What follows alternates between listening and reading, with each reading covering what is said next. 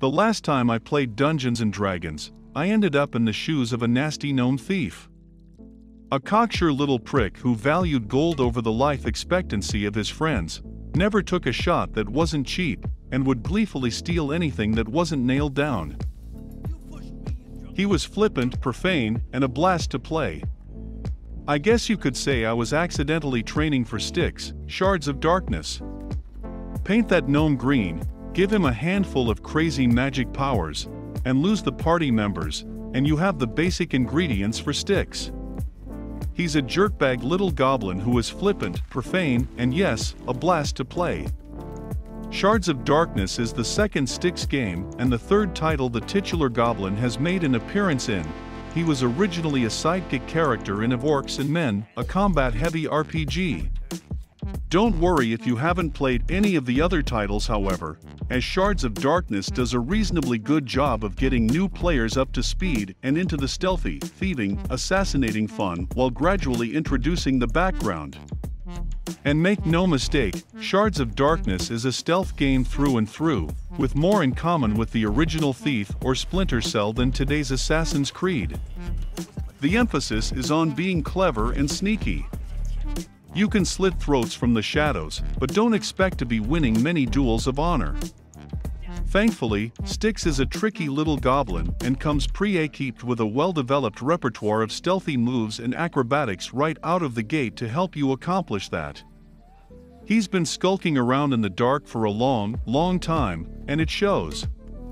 As a tiny goblin in a big world, Styx feels like a rat in the walls, slinking past guards, ducking under tables, and crawling on the rafters. He's wonderfully light and agile compared to the hefty-looking guards trying to foil him. One of the great joys I had playing this game was just watching Styx move.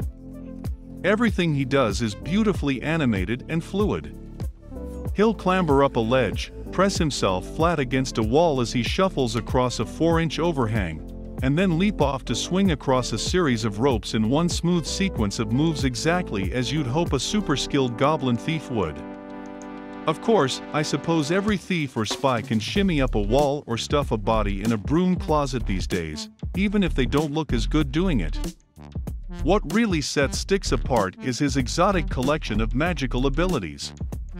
At any time, Styx can choose to make himself invisible, perfect as a last-second panic button when your cover is about to be blown, or mystically vomit up a clone of himself that can be independently controlled. The clone is delightfully disposable. He can be used to create a, almost certainly fatal, distraction, or as a second set of hands when solving a puzzle or pulling off a particularly complicated heist, and when you're done with him, you can make him explode in a cloud of poisonous smoke. The perfect fall guy for your crime spree. Aside from magic, Styx also has some more mundane methods at his disposal: poison darts, pockets of sand to snuff out torches, some glass breakables to toss as a distraction, the usual tools of the trade.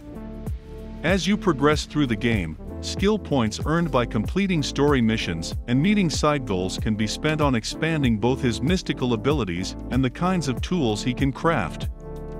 I ended up taking an almost unseemly joy setting up acid mines, hiding behind a corner, and whistling beckoning soldiers to their doom like some ugly, green little siren. There are plenty of chances to try out all of these tricks as you navigate the extremely open-ended levels. Every mission, whether you're trying to sneak aboard a secured airship or sniff out the identity of a shape-shifting spy, allows for all kinds of approaches. There are no set paths or suggested routes to speak of, instead you have to keep your eyes open and blaze your own sneaky little trail. You can navigate around the outskirts of the level, clinging to wall grips and ledges, or wander straight through a guard's barracks using a little invisibility and maybe a well-placed distraction clone, or whatever else seems fun at the time. Not only does Styx have a personality all of his own, he also lives in a very unique and strange setting. Styx has inherited a surprisingly developed and lore-rich world from the previous games. While there's plenty of fantasy cliches to go around, there are also interesting characters, elaborate environmental set pieces, and fun twists in the plot. I didn't expect to find myself so invested in the story of a greedy little goblin snot rag, but here we are. What a pleasant surprise. And really, pleasant surprises are what we're talking about with Styx, Shards of Darkness.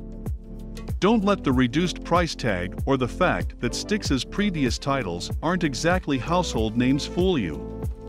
Once you get past the slightly budget look of the UI and occasional control jank, there is a solid core of a pretty damn good stealth game here.